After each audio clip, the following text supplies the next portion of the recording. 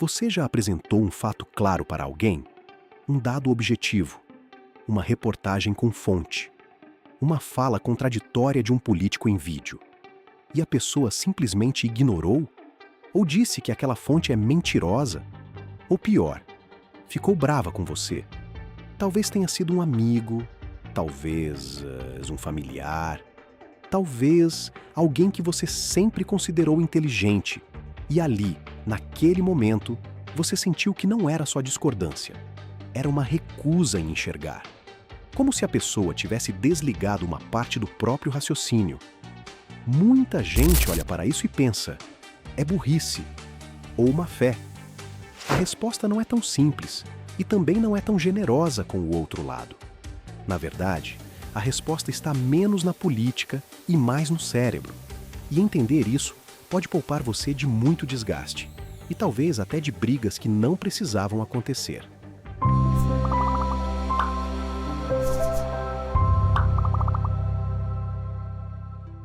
Uma ideia muito comum é que o fanático defende uma ideia absurda por desconhecimento. Ele não sabe que está errado. Por isso, bastaria ensinar. Só que a realidade é mais desconfortável. Muitas vezes a pessoa não quer saber, e não porque ela seja má, mas porque saber colocaria em risco algo mais importante para ela do que estar certo: a própria identidade, a sensação de pertencimento e de que o seu grupo é bom enquanto os outros são ameaças. Mudar de opinião não ameaça apenas uma ideia, ameaça o lugar que a pessoa ocupa no mundo. E o cérebro foi programado para evitar esse tipo de ameaça a qualquer custo. Existe um fenômeno psicológico que ajuda a explicar parte disso. Chama-se efeito Dunning-Kruger. Pessoas com baixa competência em um determinado tema tendem a superestimar a própria capacidade, porque elas não têm repertório suficiente para perceber o próprio erro. Ou seja, quanto menos uma pessoa entende um assunto complexo, mais fácil ela acha que resolveu tudo com uma frase pronta. Quem não estudou economia se sente confiante para resolver a economia em um post. Quem não estudou direito penal se sente confiante para dizer o que é justo ou injusto em 5 segundos. A confiança cresce na mesma proporção que a profundidade diminui. Mas tem algo ainda mais forte do que o Dunning-Kruger. Algo que explica por que pessoas capacitadas, com estudo, com acesso à informação, também caem na mesma armadilha. Raciocínio motivado. A ideia é simples e desconfortável. As pessoas não raciocinam para encontrar a verdade o tempo todo. Muitas vezes, elas raciocinam para chegar à conclusão que desejam defender. Ou seja, a pessoa não procura prova. Ela procura munição. Não interessa saber se o argumento é verdadeiro. Interessa saber se ele ataca o outro lado.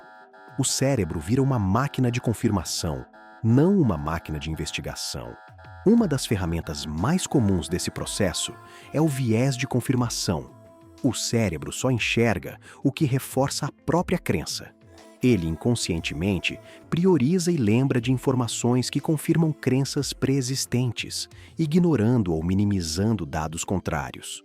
É por isso que o mesmo erro é imperdoável no adversário e admissível no aliado. Agora, se isso sempre existiu, por que parece ter piorado? Porque o algoritmo entrou na mesa.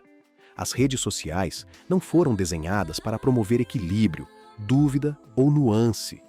Elas foram desenhadas para maximizar tempo de tela. E o que prende a atenção não é complexidade, é indignação, é certeza, é a possibilidade de confrontar o outro lado. Tem uma pesquisa brasileira que ajuda a dimensionar isso. Um levantamento foi realizado em 2023 com eleitores brasileiros de diferentes espectros políticos. O dado central é forte. 68% das pessoas que se identificam fortemente com um lado político admitem que defenderiam publicamente seu líder, mesmo após tomar conhecimento de um erro grave. E mais, 41% disseram que evitariam ativamente buscar mais informações sobre esse erro. Não é falta de acesso à verdade. É uma escolha, ainda que inconsciente, de permanecer dentro da proteção do grupo. O cérebro está preferindo o conforto da lealdade à ansiedade da dúvida.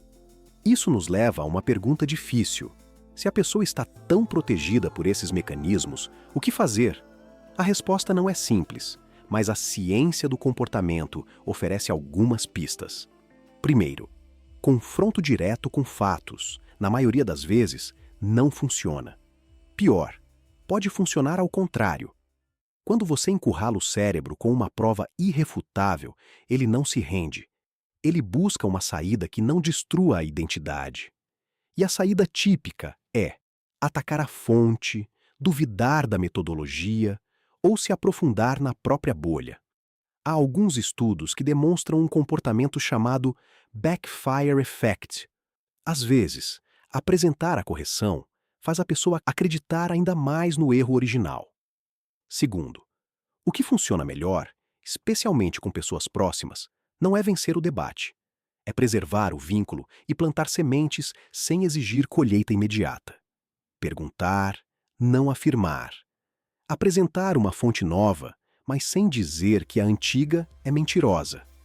Portanto, se você tem um amigo ou familiar nessa situação, a estratégia mais eficaz não é cortar relações, é manter o diálogo possível, estabelecer limites claros para assuntos que viram briga e mostrar, pelo exemplo, que é possível ser bem informado sem ser agressivo, que é possível mudar de ideia sem perder a dignidade.